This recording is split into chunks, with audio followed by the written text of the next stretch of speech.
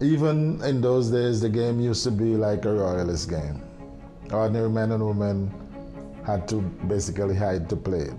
It is the oldest board game known to man, and that game has withstood the test of time. But is Warri Dying?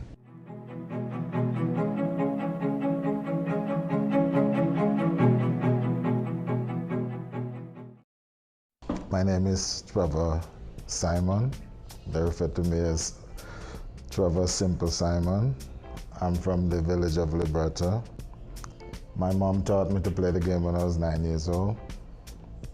And up to this point, I'm 62 years old, I'm still playing it. I used to go to the barber shop in Liberta. That's where a lot of the mind sports were played, owned by Mr. Ernest Ambrose, a gentleman we refer to as Benup. Card games, draft, Warri, you name it. Any board game that you could think about, it was present in Mr. Benup's shop.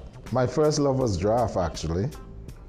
But after watching two stalwarts from the village playing Warri, and every time they play, they attract the biggest crowd, I wanted to know what was so intricate about the game.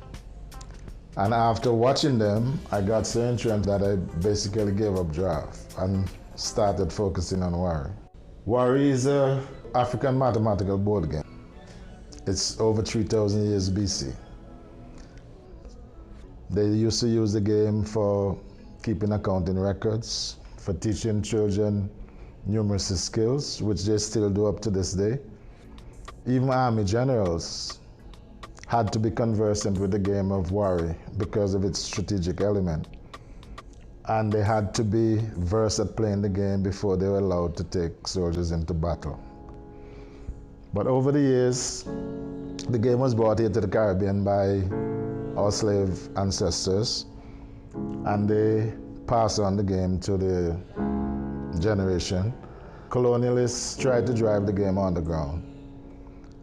The game was played in a number of areas in Antigua, at the baker shops, the barber shops, the taxi stands, areas that were sort of secluded.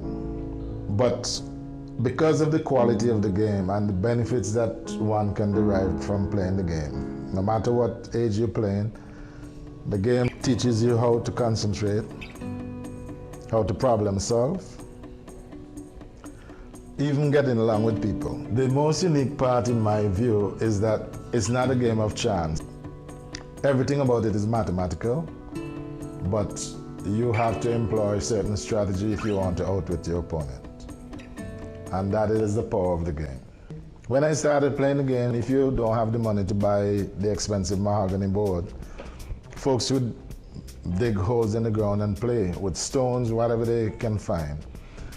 But over time, the game has developed across the globe, and sophisticated boards such as what I have there have been the order of the day. People try to develop boards of unique nature in Antigua, across Africa, across Europe.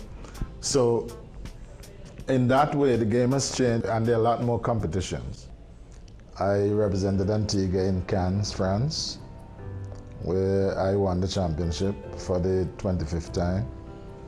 And prior to that, I represented Antigua in World Championships in London, started in 1998. And I completed the hat trick, meaning winning the championship 3 consecutive years. And as a result of that, the Mind Sport Olympiad organization certified me as an international Grand Master of Warri. Since doing that, I've played in a number of internationals across the globe.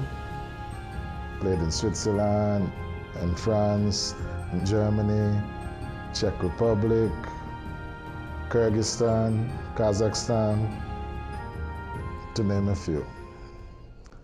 And of course, these championships are held repeatedly every year in some of these territories, like France. Every year they have a tournament that featured millions of folks going through a stadium that holds about 250,000 people. And that's an annual tournament put on by the government. to encourage people to play mind games. Because when they encourage elderly folks to get involved, they say it reduces the cost they have to spend on Alzheimer's patients and so forth. And they claim that they save in excess of 35 million every year by putting on the games. Because in Europe, the game is so widely touted. A number of schools in Europe still playing the game. In the University of Trevour, they use the game to teach psychology, and students graduate to that game like crazy. Well, this year, because of COVID, of course, a lot of these tournaments have been canceled. September and myself, bless his soul, he has departed last year, November. We started the Warri Academy back in January of 2005.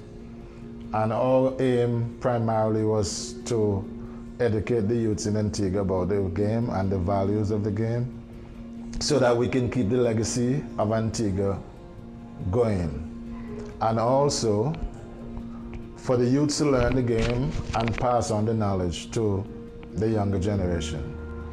We here in Antigua is yet to put the game in schools, but by opening the academy, we have a session right here at the library every Saturday from 1 o'clock till 4 o'clock in the afternoon. But of course, again, because of COVID, that has been curtailed. But we intend to continue doing that, to train the youths of Antigua. Not only the youths, any adult who is interested in learning the game could come to our academy and gain full knowledge about the game. I used to play a lot at the West Bus Station, but because I'm finalizing my book on Warri, I have not been there for a long time.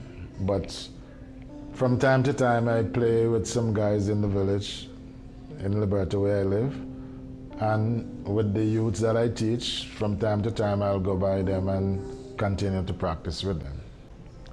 And the level with which this game is being played across the globe, the enthusiasm that you see from the folks who are involved, I don't think Warri will ever die.